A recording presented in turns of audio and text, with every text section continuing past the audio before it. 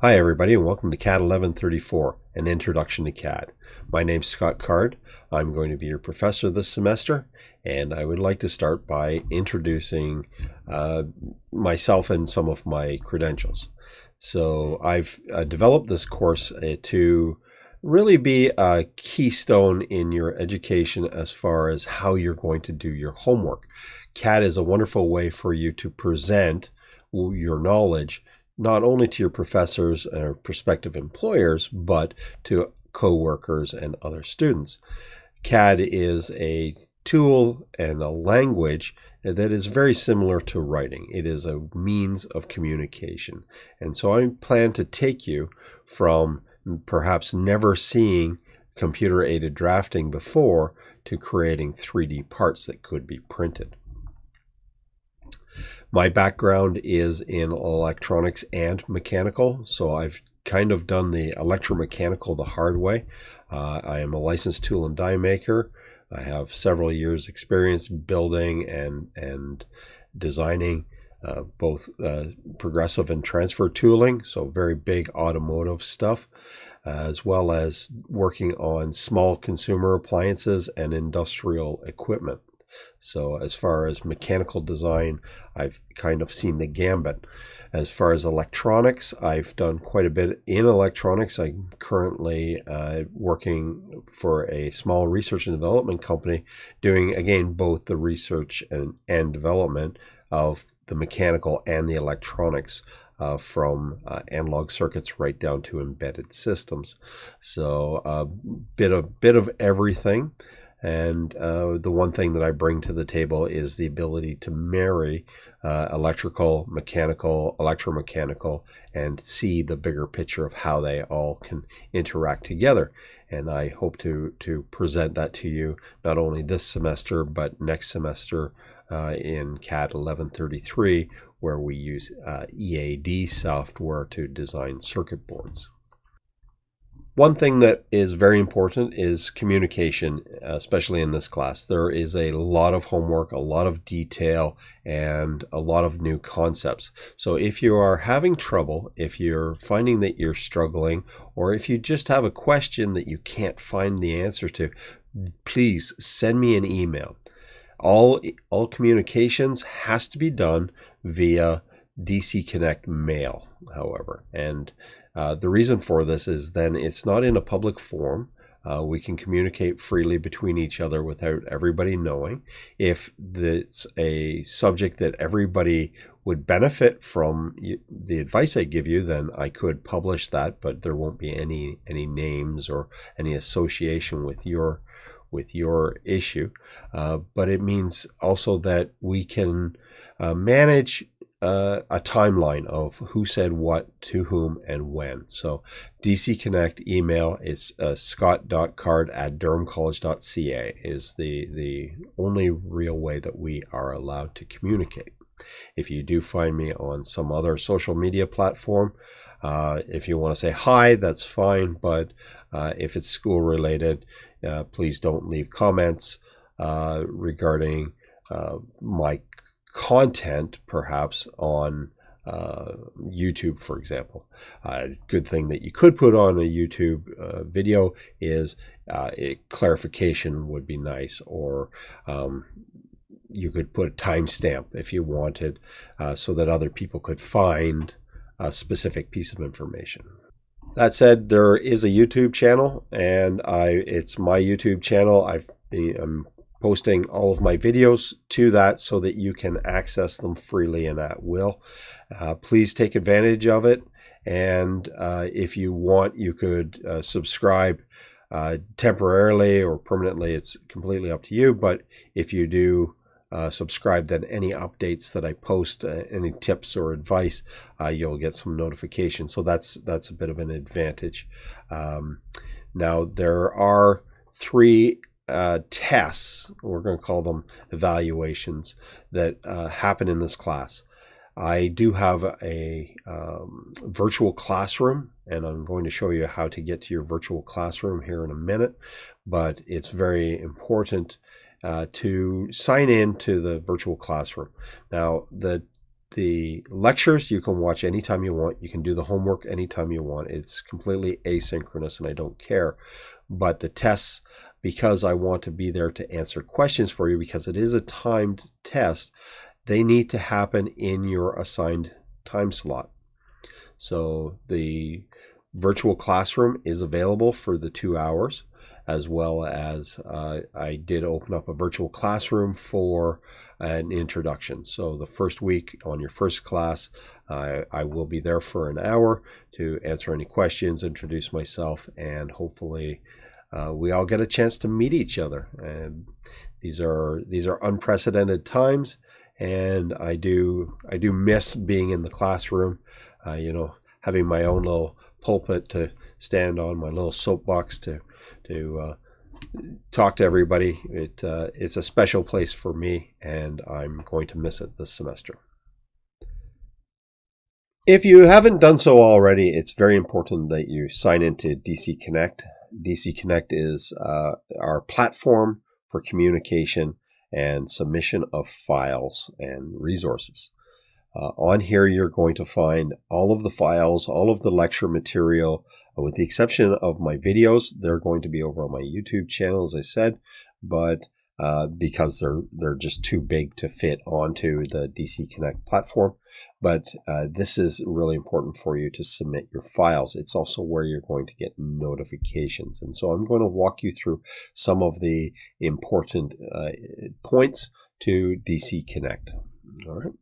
And so here I'm at just durhamcollege.ca, and under quick links, you're going to find something called DC Connect. Okay, this is where all of your courses are going to be, and there's a few things that we want to look at. One is in here. Now mine looks a little bit different than yours, I understand, because I'm actually in professor mode here. But really important things. If you have any questions, you should watch the Student Connect videos, the help videos. They'll teach you how to use this to much deeper detail than what we're about to do.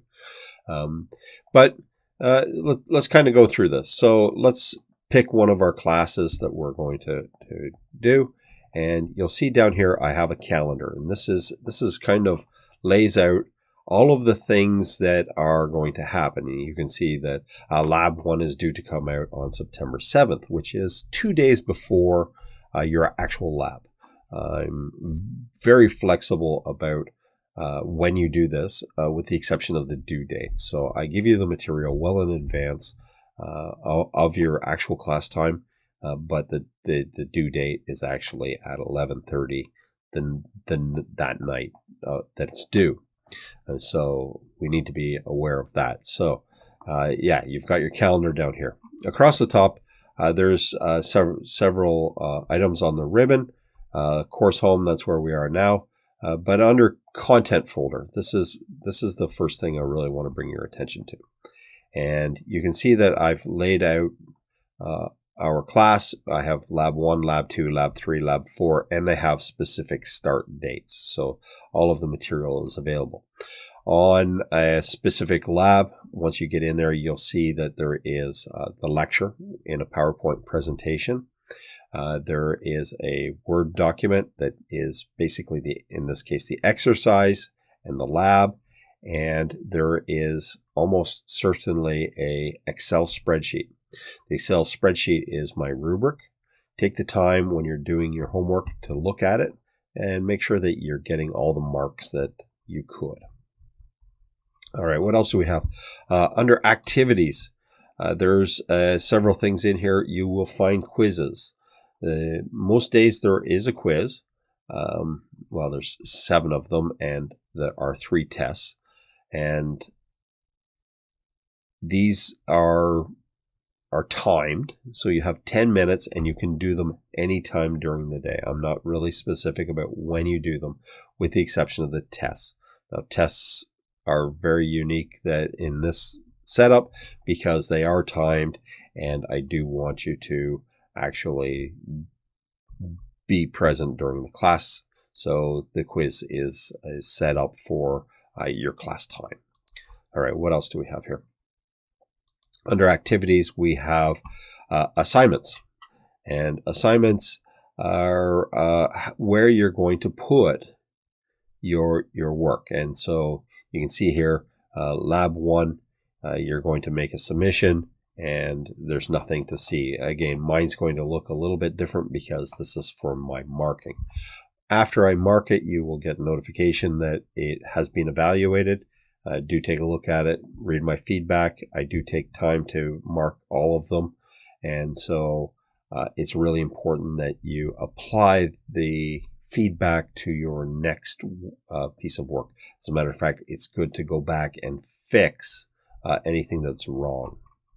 Okay, classroom is where you're going to find announcements. Announcements are really important because if I do post a new video with some tip or some advice or a correction, you need to find it, watch it, and then go on from there. This is a way to get into your email as well as the class list. I'm not sure if you're going to need your class list, but it's how you'll find all the other students in your class if you need to talk to them. It's also where you'll find the proper calendar. Now, the proper calendar, here you go. It's much easier to read, as you can see. It pops out at you, and you can see everything over here.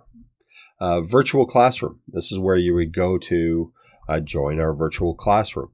And I have set up right now, I believe it's 4. Yes, 1, 2, 3, 4. So we have a welcome meeting and then our 3 tests.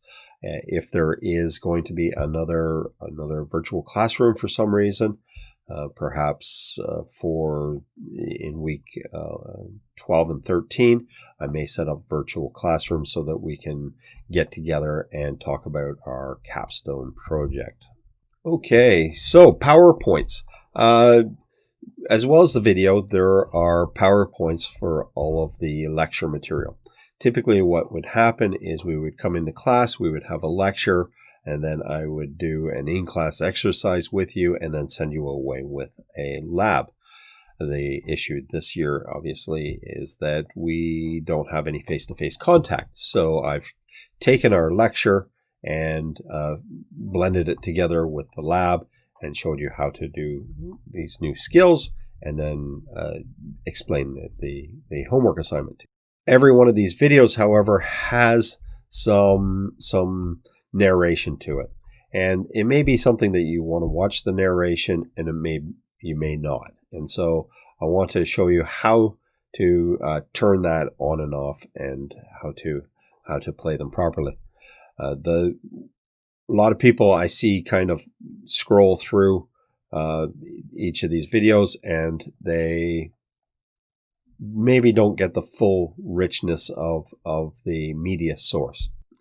For example, we've got some videos in these, and others we have the narration. And so let's start by using our narration. So I'm going to click on Play Narration, and I'm going to go to View the slideshow from the beginning.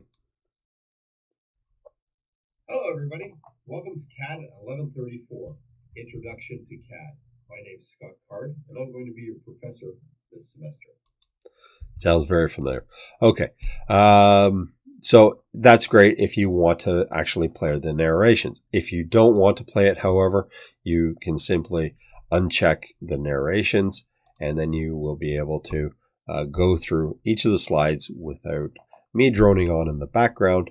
And this is maybe a little bit more helpful. Also, if I've made a mistake where my narration box is hiding something that you need to see, absolutely feel free to turn it off. One thing that you're going to need for this class is a good CAD system to run AutoCAD. AutoCAD is great that they provide to all of their students a free version of AutoCAD. The student version is absolutely free, and you can download it if you follow this link to use for educational purposes. Now there is a watermark on all of the files that you produce, and that's okay. And I do encourage you to look at the terms of use or the end user agreement, and understand that you're free to use this, but you're not allowed to sell your services. When it comes to CAD systems, you need a reasonable computer as well. One thing to keep in mind is that computers aren't all created equally. There are computers that are designed for work, and there are computers that are designed for gaming. My computer that I use here at home was designed for work. That doesn't mean that I can't game on it. It means that it's not really intended as a gaming only machine. For example, if I bought a video card that main goal was to game on, I would have a great refresh rate, but the accuracy wouldn't be perfect. So we want to be careful when we're picking computer components that it is purpose-built for our use. And in this case, I highly recommend that it's on the workload as the major and the minor for gaming and Facebook and social media. Does that mean you should go out and spend $5,000 or $6,000? Absolutely not. Does it mean that you should spend your money wisely? Yes. And so where I recommend you spend your money is on a reasonable processor, reasonable RAM, and a good CAD video card. Now, the Quattro series are expensive, and I get that. It doesn't mean that you couldn't use a 1080 or a 1060 even Radeon card, but the Quattro 620p, for example, is comparable in price and will give you much better CAD performance. I only have one class, you might say, but that's not really true, because next semester you'll have another CAD class. It's not going to be AutoCAD, but you are going to be using CAD throughout your time here. Which brings us to the question, do I get a laptop or do I get a PC? And my recommendation is towards the PC world. The reason being is you can pick up an inexpensive laptop or use the school computers when we're back in class, but a proper desktop will give you much better performance to dollar ratio than a laptop ever will. And so I do recommend you think along those lines. It's my recommendation, not my mandate. One thing that you will find is that Windows is much better suited for our application. Today we're running AutoCAD, and yes, you can run AutoCAD in Apple, but our iOS, but it does look completely different, and I've had students really struggle with that in the past. So my recommendation is to go with a Windows machine for AutoCAD, and it's almost mandatory for your other classes because we run a program called Proteus, and Proteus does not run natively in iOS. What you end up having to do is create a boot camp or a virtual machine that can run the software, and it doesn't work very well. I mean, it's doable, but it's not great. You should definitely also avoid Android-based computers, so any Chromebooks that aren't running Windows, I can't help you out too much with getting the software to run on them. So that's it for my introductory video. I hope you've enjoyed it. If you have any comments or questions, please feel free to send me an email and we can discuss it. And yeah, I really hope that you enjoy and are challenged by this course. All right. Thanks. Have yourself a great day.